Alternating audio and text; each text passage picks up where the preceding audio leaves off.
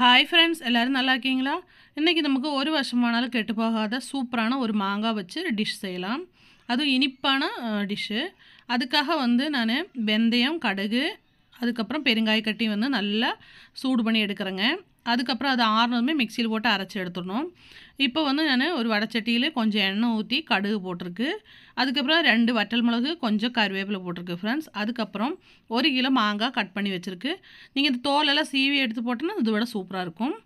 அதுக்கப்புறம் கொஞ்சம் மஞ்சத்தூள், 2 ஸ்பூன் மிளகாத்தூள் போட்டிருக்கு. அதிகமாக காரம் போட வேண்டியதில்லை.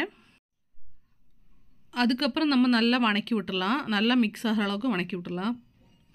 இப்போது நமக்கு இதுக்கு தேவையான அளவுக்கு 1 ஸ்பூன் உப்பு கூட சேர்த்திக்கலாம் ஃப்ரெண்ட்ஸ். இது இனிப்பு மாங்காய் ஊறுகாய் தான் நான் செய்கிறேங்க. இது ஒரு வருஷம் ஆனாலும் நமக்கு கெட்டு போகாது. நீங்கள் இந்த டைமில் வேணால் ஒரு 1/2 டம்ளர் தண்ணி சுடு தண்ணி ஊற்றிட்டு கொதிக்க வச்சுக்கோங்க, ஒன்றும் பிரச்சனை இல்லை. நான் உப்பு இப்போ தான் சேர்த்திருக்கேன். இப்போ நல்லா மிக்ஸ் பண்ணி எடுத்துடலாம். நான் ஒரு 1/4 கிலோ வெல்லம் கொதிக்க வச்சு வடிகட்டி எடுத்து வச்சுருக்கேன். அது இதுக்குள்ளே மிக்ஸ் பண்ணுறேங்க. அதுக்கப்புறம் நீங்கள் ஒரு கேஸு சிம்மில் வச்சுட்டு ஒரு 1/4 மணி நேரம் வேக வச்சுன்னா நல்லா மிக்ஸ் ஆகி கிடைக்கும். இதோட டேஸ்ட் எப்படின்னா காரம், லைட்டாக இனிப்பு, உப்பு எல்லாமே கலந்த மாதிரி இருக்கும் இந்த ஊறுகாய். இப்போ நல்லா கொதிச்சுட்ருக்கும்போது நம்ம ஃபஸ்ட்டு வறுத்து வச்சா கடுகு, வெந்தயம், பெருங்காயம் அது பவுட்ரு பண்ணி அதுக்குள்ளே போட்டுக்கலாம். 1/4 மணி நேரத்துக்கு அப்புறம் சுண்டின பிறகு இந்த மாதிரி ஆகிடும் ஃப்ரெண்ட்ஸ்.